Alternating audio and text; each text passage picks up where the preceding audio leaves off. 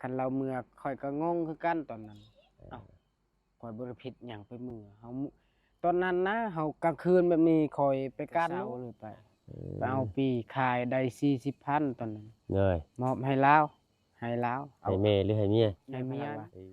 อย่าหาข่อยเด้อล่ะว่าข่อยสิไปลิ้นล่ะว่าเอ้าไปลิ้นข่อยถามอีกจะเว้าหยังอย่าหาอย่าซอกหาข่อยเด้อล่ะว่าข่อยสิเมื่อแล้วล่ะอ้าวข่อยก็งงคือกันบ่ได้ผิดหยังบ่สิเมื่ออีกข่อยคิดไว้ตอนนั้นก็ทางเจ้าบ่ฮู้เรื่องหยังเลยทั้งเมียบอกแต่ว่าสิเมื่อเด้อเจ้าบ่ต้องหาข่อยเด้อสิเนาะเลยคิดกันตอนใดเด้เราคิดไปคิดมาน้ำตาก็จนสิไหลบัดนี้เฮาอดทนตามเขาตามแม่พะละบัดเห็นเราขึ้นรถเบาเสียงเฮาก็กลับเมื่อเห็นดีใจแล้วเบาเสียงมาส่งเหนื่อยเนาะเปิดคลิปเปิดภาพมาตอนค่ำๆมืดๆหูมืดตาแน่เนาะโอ้ยเฮ็ดตำม่อมอยู่พี่หน่อยเนาะสูงคักกะลีบ้านช่องเฮือนชานเราโอ้บ่ได้น้อยเด้อนี่ใหญ่ดินี่เนาะเจืองเอ้ย4x6บ่นี่ตัวพี่หน่อยงามเด้เนาะโมเดิร์นคักขนาดเลยอันนี้ว่องไวขนาดหน่อยเนาะไม่เชื้อรามาครบเรียบร้อยโอ้ยทางน่ะเฮ็ดจังได๋ควันอยู่กลัวอยู่เนาะ ก่อนพี่หน่อยเนาะได้ยินเสียงอยู่บ่เด้อึ๊บอ้าวตั้งก่อนจักบาทนึงอึ๊บ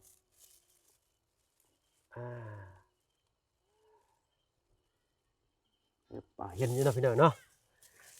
ใช่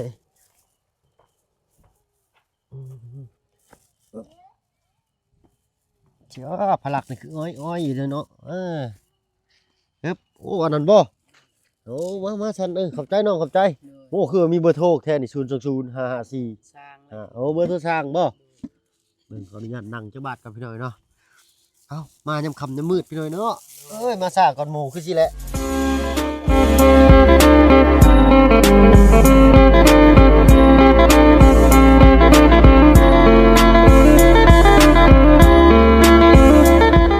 ทักทายเด้อพี่น้องเด้อเนาะกับทักทายสบายดีผู้ใหญ่ใจดีเหล็ก FC เบิร์ดทุกท่านที่เข้ามารับชมช่อง YouTube บ่เพิ่งเคยหลายคือเก่าพี่น้อยเนาะบ่ฝั่งไทยฝั่งลาวแล้วก็ถึงฝั่งต่างประเทศก็ยินดีต้อนรับเข้าสู่ช่อง YouTube บ่เพิ่งเคยหลายเช่นเคยพี่น้อยเนาะพร้อมกับบรรยากาศสงบเนาะอุ้ยยังมาฝากโดยน้องสบายดี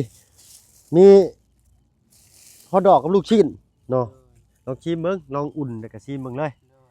อ้าวฮอทดอกกับลูกชิ้นเอาไว้อันป้อนลูกจักนั้นก็ได้มีจามเอ็นนำเนาะเนยอุ่นเนี่ยเอาให้ทั้งน้องพลักเพิ่นด้วยให้กินแล้วไอ้นั่นอันนี้ของเมียอ้ายเพิ่นลองขายเบิ่งหั้นนะเนาะปิดเอาเต็มก่อนเนาะไปให้เมียก่อนเดี๋ยวค้างอุ่นเนี่ยอันนั้นมันอยากเป็นไข่ในนี่เป็นชิ้นเป็นจามเอ็นเนี่ยมันต้องอุ่นก่อนนะเจ็ดหนึ่งพี่หน่อยเห็นอยู่บ่เด้เนาะเจนในโทรศัพท์ก็ได้โอ้แบบว่าเย็นสงบนิดนึงได้ดิเนาะที่เทิงคือให้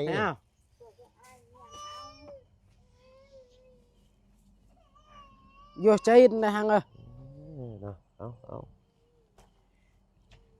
ได้โอ้ยมาโตพิงไฟโดยดนเลยพี่หน่อยเราบริพิงไฟบรรยากาศยามค่ำคืนกันสิโดยดนแหละบ่เห็นอายโอ้มันต้องจีมันเนาะโดยนี่จะเล็กตะปูนี่แหละนี่เบิ่งได้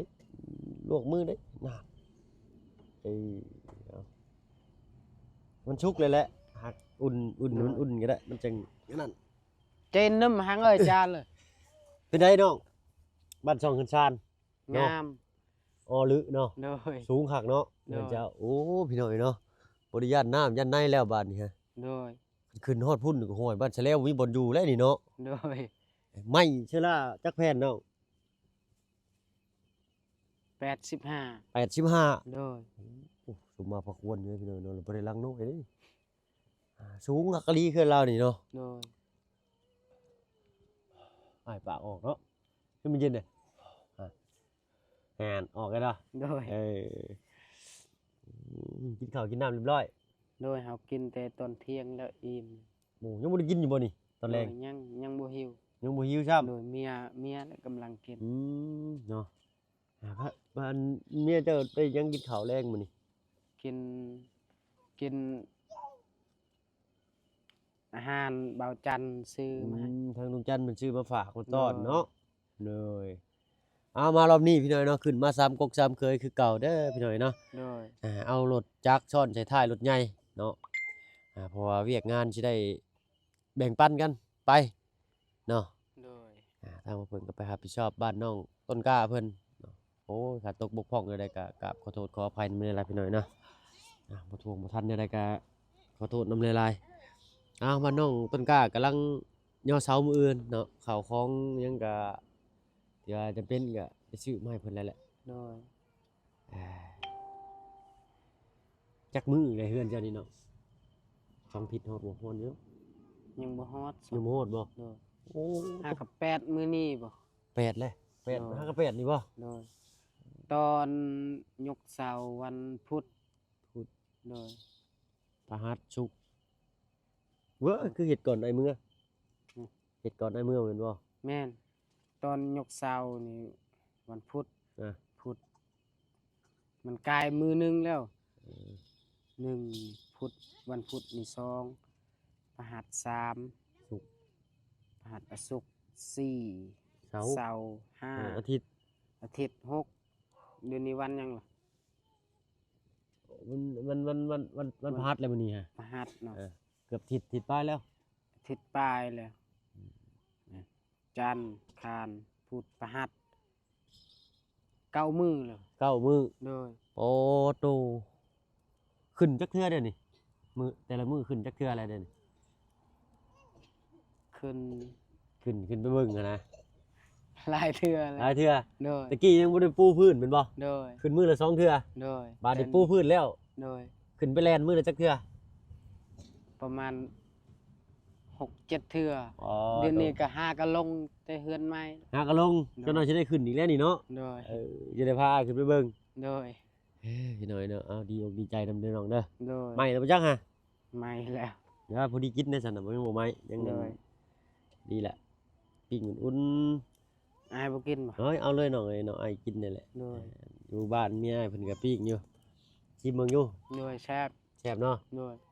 เพราะว่าเป็นลูกชิ้นไปเฮ็ดมาสำเร็จรูปบ่แต่ว่าน้ำจิ้ม ลืมพี่น้อยโอ้ยจะมันชาติบ่เพิ่นต้องมีน้ำจิ้มกินตะกี้ทางอ้ายก็กินในนี้กับข้าวตะกี้ตอนยังน้อย โดย ผมมีเงินเด้เนาะ1,000อันซั่นนี่อันพันละอันละ1,000กีบซำนี้นะ โดย ฮอทดอกบ้านเราเอิ้นฮอทดอกบ้านเราเอิ้นฮอทดอกกับลูกชิ้นได้ฮอทดอก1,000นี่ก็วิแนวกินก็มาปั้นข้าวใหญ่ๆกินจนอิ่ม จนอิ่มแม่ตะกี้ เนาะ โอ้ยขนมก็ยังกินกับข้าวเนาะตะกี้น่ะ โดย พวกขนมมันเสียงหอกเสียงให้เด้เนาะ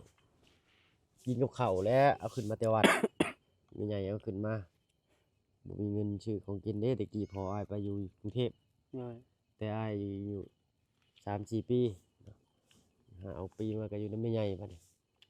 กินนี่แหละมีก็กินบ่มีก็กินคือเก่าให้เพิ่นหามาสู่กินยามมื้อแลงมาก็ไปหา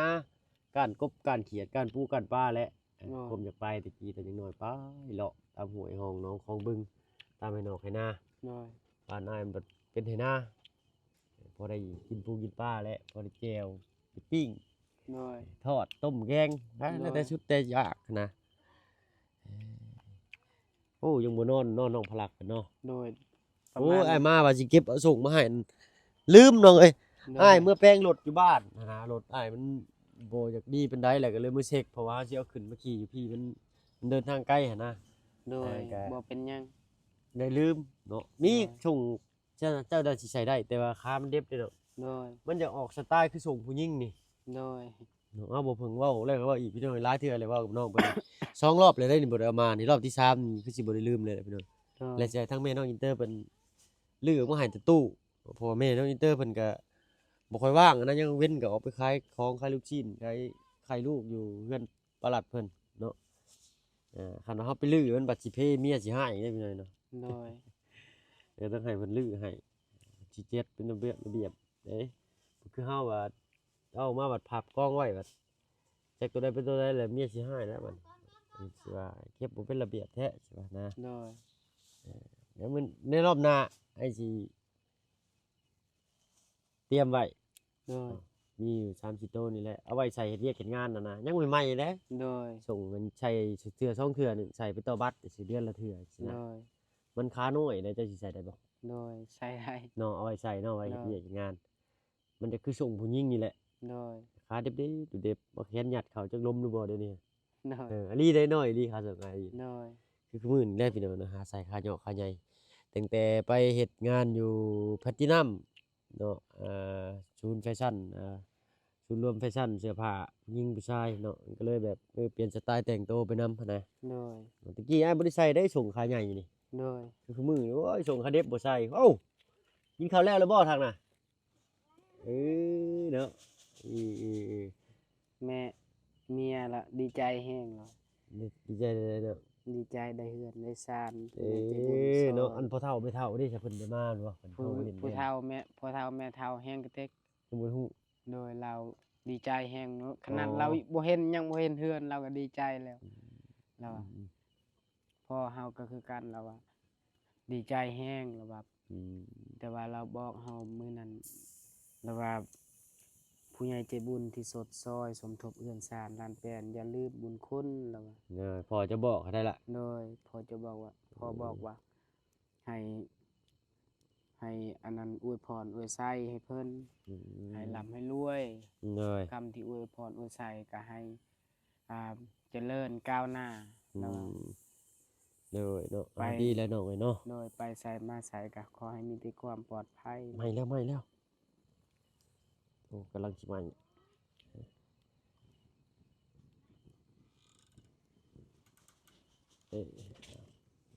อยู่ทางนี้บ่ค่อยเห็นกับเจ้าคายได้พี่น้อยน้ำจีน โดย เห็นแต่กับเจ้าคายเป็นฉบเลยเป็นแพ็คเลยเนาะ โดย แบบกับเจ้าปิ้งกับเจ้าย่างคายนี่บ่ค่อยเห็น โดย แต่จามเอ็นน่ะมีอยู่พี่น้อยเนาะเอาก็เบิ่งแย่งกับแพงเอากันได้ลูกเมียได้อน้องเด้อ โดย ทางชุมายเข้ามานี่เห็นเจ้าถูกต้องปรองดองกันชุมายก็ดีใจบ้านนี้ก็ว่าเฮ็ดกินครัวแล้วเนาะบัดนี้เนาะ โดย เอาพอได้เฮ เบาเสียงก็กลับบ้านแล้ว บ่าวเชียงกลับบ้านมื้อนี้ โดยกับบ่าวบุญมันป้า บ่าวนวลปลาก็กลับเนาะ โดย ยังมีไผในช่วงกินมีอาจารย์ลาวมีบ่าวไล่บ่มีบ่าวเชียงมีบ่าวบุญมันปลาเนาะ โดยบ่แม่นเบาบุญสารวัตร บ่าวบุญสารวัตรทางขึ้นมาพ่อไม้เมื่อกี้นี้ เบาบ่แม่นเบาไหลยังอยู่เบาลาวยังอยู่ บ่าวไล่บ่าวลาวยังอยู่เนาะ โดยมื มีแต่บ่าวเชียงกับบ่าวบุญมันปลาเนาะ โดย รอบก่อนนั้นมีแต่อาจารย์ลาวแล้วก็บ่าวเชียงแล้วก็ ไหล บ่าวบุญมันปลาแล้วก็บ่าวไล่ เนาะ 4คนอยู่เนาะมาวันนี้ก็เพิ่มมาเป็น5บัดนี้มีบ่าวไล่อาจารย์ลาว โดย มีลุงจันทร์มีบ่าวบุญสารวัตรแล้วก็มีเคยหลาบัดนี้เนาะ โดย เคยหลากับผู้แลสิได้แวะเวียนบนปนเปลี่ยนวนเวียนอยู่บ้านนองต้นกล้าพุ่นแหละพี่น้อยเนาะ โดยลุงก็บ่เห็นหน้าครับ ลุงเฮิมบ่ โดยอยากเห็นหน้าแบบเฮาก็น้องก็บ่ม่วนคือกันแบบมีเฮือนมีซ่านแล้วก็ แต่บ่เห็นทีมงาน โด ทุก ย คน บ่ เนาะ เห็นทีมงาน เอาผู้แลมือขึ้นเฮือนขึ้นชานพุ่นแหละเพิ่นขึ้น คิด คือ ฮ สิ อ ขึ้ ด นมา แฮง เป็นอะไรเวลาตอนทีมงานเข้ามาแรกๆเจ้าคิดจังไดเนาะ คิดว่าสิย่านนี่ ย่านแน่ โดยคิดว่า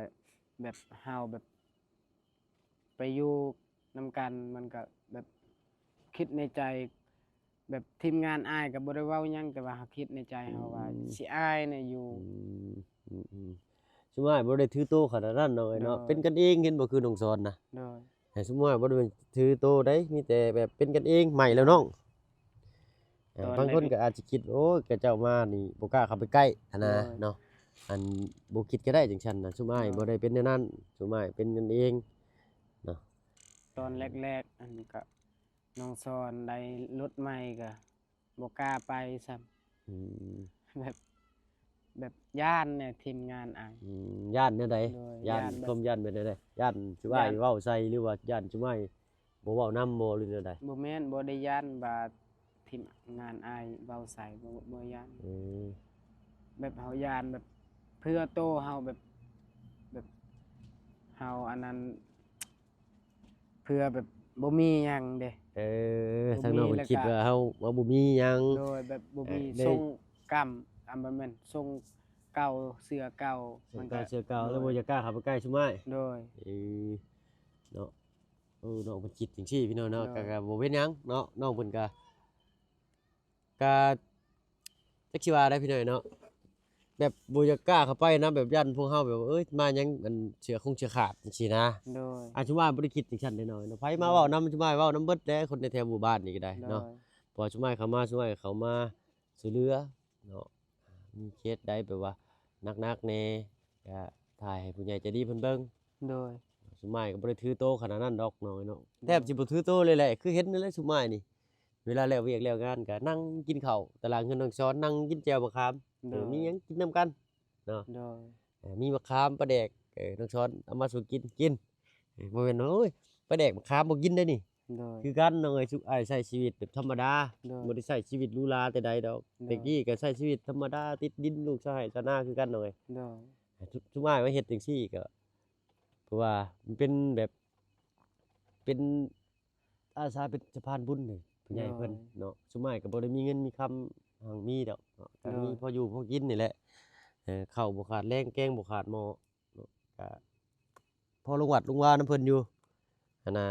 ก็บ่ได้เป็นว่าเกิดมาเป็นลูกคุณหนูดูดีดูแพงบ่แม่นได้หน่อย โดย สุมายนี่ผ่านเวียกผ่านงานอยู่กรุงเทพมาหลายฟ้าหลายปีเลย โดย จากบ้านจากเมืองไปแต่อายุ11 12ปีไปก็ได้จนอายุ20กว่าปีอ้ายนี่ฮะก็มาอยู่บ้านได้2 ปีนี่แหละ โดย ตอนเบาเสียงตอนแรกๆเบาเสียงมาถ่ายคลิป เหนื่อย ตอนนั้นเบาเสียงมาให้แบบอาหารให้หยังให้อ่าเครื่องกินเครื่องหยังขนมข้างนอกเฮาก็คิดว่าบ่กล้ารับแน่ บ่กล้ารับแน่ เรมอบให้โดย แบบคิดในใจว่าจักสิเอาหยังไปตอบแทน คิดแบบนั้น เหนื่อยเนาะ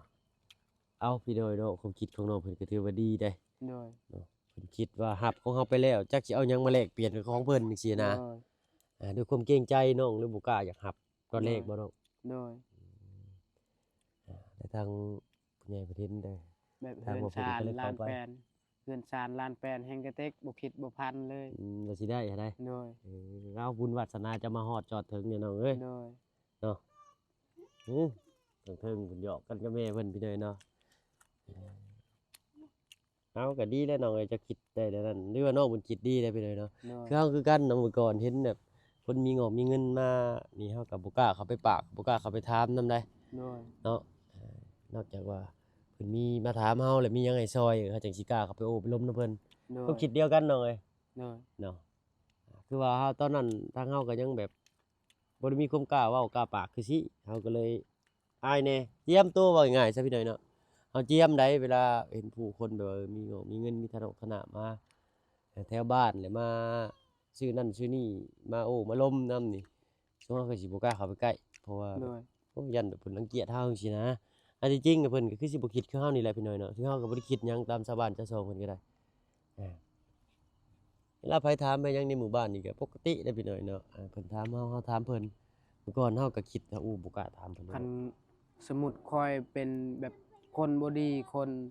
อ่า คนบ่ดีคนแบบเสียเส้นอีหยังสูบยาบ้าสูบหยัง ๆ แบบคนบ่ดีคนบ่ได้เฮ็ดหยังกินแล้วก็นอน เด้อ กันคอยเป็นคนแบบนั้นก็พังความหมู่บ้านนี่มันก็พังแล้ว อืม พังความคนในบ้านนี่ เด้อ โดยก็คือสิบ่ได้อยู่นํกันกับผัวกับเมียกับแม่ภารัก ชาวบ้าน แบบต เพิ่ อน นเว้า นั้น ให้บ่ โดย ตอนนั้นเด้ตอนแรกๆเบาเสียง อืม เบาเสียงเห็นแม่ภารักย่างไปเด้มือ เลย โดยแล้วก็เฮาก็ตามไปยันน้องภารักมันแดดแฮงตอนนั้นมันแห้ง ตอนนั้นหน้าร้อนจะมีหน้าฝนซ้ำ โดยตามไปอีต้นภารักอันกับอีต้นแม่เรานํบัดเห็นแม่ภารักขึ้นรถ เบาเสียงเพิ่น โดย เฮาเฮาบ่ได้คิดหยังเมื่อแล้วก็ดีใจ อืม ดีใจแห้งว่าเมียแบบสบายแล้วเมื่อเนาะ โดย แบบสบายได้บ่ได้ตัดแดกตัดหยังขี่รถเบาเสียงแล้วคิด โดย โดยก็ดีใจแห้ง แต่ชาวบ้านเพิ่นว่าได้บัดนี้ ชาวบ้านเพิ่นว่าคนในบ้านนี่หลายคนเพิ่นว่าแต่ข่อยบ่นับถือ ข่อยเอาใจข่อยเองบ่ได้เอาใจเขา โดยเพิ่นเว้าแนวบ่ดีบ่ โดยเพิ่น เพิ่น ว่า ว่าแนวใด เพิ่นว่าโอ้ยมีคนเอาไปเมียข่อยคันสมมุติข่อยนี่ข่อยสิหยุดรถโลดแหละสิตีโลดแหละข่อย เด้อ เขาว่าเฮาก็โอ้ย เฮาบ่ได้คิดจังซั่น โดย เฮาบ่ได้คิดว่าทีม แบบ เจ้าฮู้บ่ว่าทีมงานชุมอ้ายอันเบาเชียงพาไปอะ ฮู้ คันว่าบ่ฮู้เลยก็คือสิอยากให้อยู่เนาะ โดย เออ ฮู้แล้วแต่ว่าถึงบ่ฮู้ข่อยก็บ่กล้าเฮ็ดแบบนั้นดอก 1มาย้านโทษ2มาย้านบาปแบบคนในบ้านนี่ว่าโอ้ยเมียเจ้าเมียเจ้าเขาเอาไป อา คนในบ้านนี่ว่าเขาว่าให้มันแบบให้มันพังเด้แบบนั้น เออ เฮาก็บ่ได้พังความ อา เฮาบ่ได้พังความโอ้ยสิคิดว่าสิพังความสู้เนี่ยได้เฮือนได้ศาลเทื่อหน้าบางเทื่อก็บุญวาสนาเฮาโอ้ยเฮาสิดีใจแฮงไปเฮ็ดกับเขาแบบนั้นแบบนี้มันบ่ได้ เพิ่นเว้าเดี๋ยวนี้บ่หรือเพิ่นเว้าตะกี้ เว้าว่าแต่กี้หั่น ตอนนั้นทางอัน โดย ทางน้องห้างอันพาเบาเชียงพามาส่งหั่นเนาะ โดย ชาวบ้านเพิ่นเห็นเลยก็ว่าเว้าล้อน้องเพิ่นน่ะนะโดยเนาะเชิงว่าเอ้าเบิ่งแหน่เขาเอาเมียตัวไปแล้วจังซี่นะ โดย เนาะ คันพังความเขาแล้วโอ้ยมันบ่ได้ บ่ได้ดอกเขาก็ต้องเบิ่งหน้า ส เบิ่ ม ง มุ หลั ติ ง ว่าคอยเป็นคนแนวนั้นแนวนี้คนบ่ดีนี่ไปพังแล้วแหละความเขาแต่ ไป ว่า ฟังของเขาก็ไปโวยวายใส่เนาะบัดนี้ โดยแต่เฮาเป็นค เกิ น ด ดี เรื่องใหญ่แล้วแหละพี่น้อยเนาะ โดย เพราะว่าเฮาก็ทางเฮาก็สิบ่เฮ็ดหยังให้น้องเพิ่นดอกก็สิอธิบายให้น้องเพิ่นฟังว่าการที่เฮาพาเมียจะไปนี้คือเขาไปส่งเด้อเขาบ่ได้เฮ็ดหยังเด้อหั่นนะ โดย เอาเนาะคือว่าแหละเฮาอยู่ในหมู่บ้านก็บ่ได้อยู่ผู้เดียวเนาะหลายคนก็หลายคิดว่าซั่นซะ โดย คือสิแหละเจ้าคิดดีน้องเอ้ย โดย เจ้าคิดดีเจ้าก็ได้ดีเนาะถ้าเกิดเจ้าคิดบ่ดีเนาะโอ้ยไผพาเมียกูไปสินะเว้าขอโทษขออภัยพี่น้อยเนาะเอามาขี่หอกขี่หินไม้ค้อนไม้ตอกของตามดึกใส่รถนั่น โดย เป็นโทษเป็นหนี้ซ้ำเนาะ โดยเฮาตอนนั้นแฮงดีใจ แบบเมียบ่ได้ย่างแล้ว เมียบ่ได้ย่าง โดยดีใจแฮง เนาะ ไปเบิ่งคลิป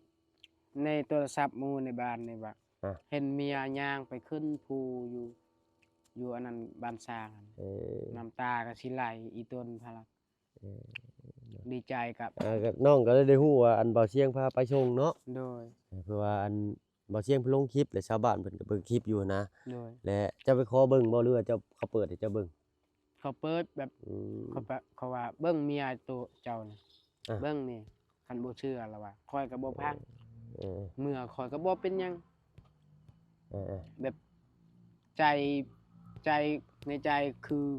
แบบคนบ่ดีหั่นโอ้ยสิพังความ เนาะคือว่าน้องเพิ่นยังแบบ เฮาอยากเป็นเหือนเป็น ยัง ศา อั ล นยังคิดทันพี่น้อยเนาะ น้อย ยังคิดแบบว่ายังแบบบางคนคันว่าเห็นเมียไปกับรถคนอื่นสิก็สิคิดแล้วพี่น้อยเนาะ น้อย หายเป็นฟืนเป็นไฟ โดย เจ้าคิดถึกแล้วน้อยเนาะเจ้าใจเย็นเนาะเพราะว่าเฮาบ่ได้ผิด โด เนาะ ย การที่เมียจะออกไปแล้วขึ้นรถไปกับผู้อื่นนี่เฮาบ่ได้ผิด โดย คือเมียเฮาเป็นฝ่ายผิดถ้าว่าเป็นความผิดความร้ายอะนะ โดย เนาะเจ้าใจเย็นน่ะถูกแล้วคือว่าอันนี้บัดเมียเจ้าบัดบ่ได้ว่าสิพาไปหยังนะพาไปส่งเนาะทางน้องเพิ่นเข้าใจแนวนั้นว่าไปส่งเห็นเมียเห็นในคลิปว่าเมียนี่ย่างขึ้นภูเบาเสียงไปส่งบ่ได้เนาะน้องเพิ่นก็จะสิให้ว่าซั่นซะเอาสิต้นสงสารลูกแล้วน้องเนาะ โดย ตาย ทีแรกความดียังว่าอยู่ โดย แต่เจ้าเฮ็ดบ่ดีตอนนั้นเจ้าก็บ่มีดอกมื้อนี้น้อง โด เอ้ย ยบ่ เนาะ มีแบบนี้ดอก แต่เฮาก็คิดแนวดีมาคิดว่าโอ้ยเฮ็ดแบบนั้นมันบ่ดีเฮ็ดแบบนี้มันบ่ดีเฮาแบบเฮาฮู้แล้วเฮาคิดแบบเฮาได้ลูกได้เมียแล้วเฮาต้องรู้ความคิด1มา2มานี่เฮาเคยเรียนแล้ว เคยเรียนฮู้แบบเขาให้ตั้งใจเรียนก็ย้อนบ่ให้เป็นแบบนี้แหล้ว อืม สมมุติว่าเฮาบ่ได้เรียนหนังสือเฮาสิคิดไปทุกทีปเนาะ โดย แบบว่าการใจออกใจเย็นการฟังเหตุผลเบิ่งหน้าเบิ่งหลังนี่ โดย การเบิ่งให้ถี่ถ้วนแต่มันก็สิเป็นผลดีต่อเฮาได้ โดย แต่ยังบ่ได้ถามทางน้องห้างเพิ่นเนาะว่าครั้งแรกที่น้องเพิ่นขึ้นรถไปนี่เพิ่นเป็นความรู้สึกแนวใดนะย้านบ่หรือแนวใดน้องสอนไปนำบ่ตอนนั้นบ่ได้เนาะ บ่มีบ่เฮ็ดเลย น้องมีบ่าวเสียงไปส่งผู้เดียว โดย แล้วมื้อต่อมาก็บ่าวเสียงให้น้องสอนพาขึ้นไปบ้านน้องห้าง โดย ไปบ่ฮอดน้องสอนขี่รถตกภูซ้ำพี่เลยเนาะ โดย เสียกระดิกต้วนแล้วก็ได้เนาะ ตอนนั้นไปหาน้องหางนี่ไปหาแบบเรามือหลังแล้วไปหา ความคิดฮอด แบบฮักแพงฮักลูกและฮักเมีย ไปหาแล้วก็ถามแม่พะลักว่าแนวใดเจ้าเป็นไข้หรือบ่เจ้าไข้ปวดบ่หรือว่าสบายดีหรือว่าอันนั้นปลอดภัย เออ เราก็ถามว่าบ่เป็นหยังข้อยก็ดีใจแฮงแล้วก็ถามอีกมื้อหนึงแนวใดเจ้าหางเอ้ยแล้วว่าข้อยว่าบ่เมื่อยอีกบ่แล้วว่าเมื่อแล้วว่าเฮาก็ดีใจแฮงย่านเราบ่เมื่อคืน อ๋อยันเราบ่มาพี่หั่น โด เนาะ ย คืออันน้องเพิ่นนี่ไปถามน้องห้างอยู่เฮือนเพิ่น โดย เนาะถามว่าเจ้าสิบ่มาบ้านเฮาอีกบ่จังซี่นะน้องเพิ่นตอบว่ามานะ โดย เนาะน้องเพิ่นเว้านี่อาจสิอยากลบหลังหน่อยหนึงพี่น้อยเนาะ โดย บางทีปาลุง FC บ่เข้าใจหันนะก็เลยแปลให้พี่น้อยเนาะ โดย โดยรายการได้ตัวน้องชาย ก็ฮอดมื้อนั้นเฮาไปกับพ่อเฮาแล้วว่าบ่เมื่ออีกแล้วว่าแล้วบ่เมื่อแล้วว่าให้มีแบบมีอะหยังมีความที่เว้าให้สัตย์ให้ซึ้งนะ โดยชื่อ โดยให้ซื่อสัตย์ เฮาให้สื่อชัดกันก่อนเว้าให้ โดย ตกลงกันก่อนสิ โด นะ ย เนาะ ให้อาม่าเฒ่าแก่ในโฮมได้มาเว้ากันเด้อ เว้าในเว้าแนวใดเนาะ เฮาไปกับพ่อเฮาตอนนั้นแล้วว่าบ่เมื่อบัดเฮาคิดว่าปะกันแล้วนี่ไป อืม ไปเอา 2-3 เทื่อแล้วหมดน้ำมันก็เสียเงินตอนนั้นเฮาไปติดหนี้เงินน้องซ้อนนี่ติดหนี้ไปเอาคืนเมีย ไปนำเมียหั่น โดย เนาะ ไปนำเมียก็บ่เมื่อ เออ เฮ้ยเฮาคิดว่าปะกันแล้วบัดนี้เฮาจนไห้เลย น้ำตาไหลคิดไปนอนก็บ่หลับหนึ่งมานี่บอกว่าคันย่านคันปะกันน่ะย่านแบบนี้ย่านว่าข้อยคิดฮอดพระลักษณ์หั่น โดยคิดฮอดพระลักษณ์แบบเรายังน้อยแล้วบ่ฮู้พ่อฮู้แม่แม่เพชรกับพ่อกับเรายังบ่ฮู้ซ้ำโดยก็เฮาอีต้นเรา แม่นนั่นแหละ โดย ลูกหาเกิดมายังบ่ฮู้หยังเนาะ โดยเฮา มี คิด ลูก ว่า ใหญ่มาบัดบ่ฮู้จักฮอดพ่อเจ้าของซ้ำ โดย พออยากให้ลูกฮู้จนใจสิขาด โดย อันความคิดนี่เครื่องบ่เพิ่งก็เคยคิดได้พี่น้อยเนาะคือลูกเฮาอายุได้2-3ปีจื้อพ่อจื้อแม่แหละก็ยังว่าใครมื้อใดมื้อหนึ่งลูกก็ยังสิมีทางเลือกว่าเลือกอยู่นำผู้นี้นะเขาเว้าถึงทางที่ดีก็นี่แหละเป็นครอบเป็นครัวดีที่สุดลูกเขาจึงสิบ่มีปมด้อยบ่อนใดบ่อนหนึงพี่น้อยเนาะคือแบบลูกกำพร้ากำพร้อยพ่อแม่ยังเบิดนี่ก็โอ้บ่เวิร์กบ่โอเคเด้พี่น้อยเนาะ โดย ไปแล้วตอนนี้บ่เพิ่งเข้าใจหัวอกน้องเพิ่นพี่น้อยเนาะตอนน้องเพิ่นคิดทั้งเพราะว่าเฮาก็เคยคิดคือกันได้แค่เฮาคิดซื่อๆเฮาก็ยังแบบว่าโอ้นั่นน่ะคิดก็ยังแบบเสียใจเลยได้แค่คิดผู้เดียวหั้นนะแบบฟุ้งซ่านไปผู้เดียวหั้นนะ โดย เนาะ แบบเฮาเป็นคนดี หลายๆคนในบ้านนี่เขาบอกว่าโอ้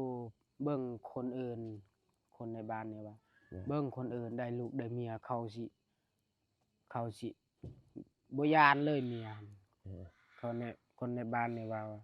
ยามมีเวียกมีงานคอนเสิร์ตคอนซอก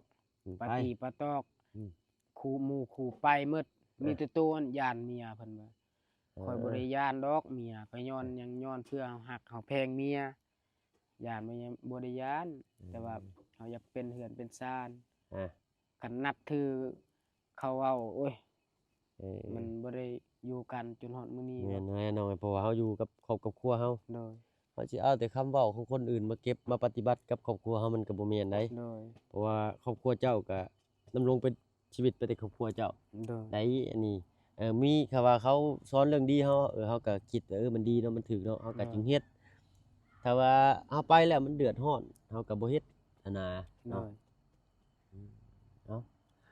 เนาะ แต่แม่พลักก็แม่พลักก็บ่ได้ติเราก็เมื่อคือเก่า เออ เราบ่ได้เราก็บ่ได้ติคือกันแบบตอนนั้นบ่เสียงมาถ่ายคลิป เด้อ เห็นในแคมทางก็บ่ได้ติแล้วเราว่าบ่ได้ผิดนำผัวเราว่าผิดนำแม่เฮาก็ดีใจแฮงว่าบ่ผิดนำเฮาผิดนำแม่เฮาก็ดีใจ เนาะ คันเราเมื่อค่อยก็งงคือกันตอนนั้นเอ้าค่อยบ่ได้ผิดหยังไปเมื่อเฮาตอนนั้นนะเฮากลางคืนแบบนี้ค่อยไปการหนู อ่า ได้หนูตัวหนึง ๆ บ่ฮู้ว่าเราผิดกับเมียแล้วแต่หัวแรง แม่จะผิดกับเมียเจ้าเนาะ โดยผิดกับแม่แล้วกับแต่หัวแรง อ่า เฮาบักไปการหนูการหนูบัดนี้ได้หนูตัวหนึง อ่า บัดฮอดมื้อนั้นก็ตอนเช้าเราก็เอาหนูนั้นจี้ อ่า ไปเผาแล้วก็จี้จนแห้งเฮาไปเอาปีแต่ดึกไปแต่เช้าเลยไปเอาปีขายได้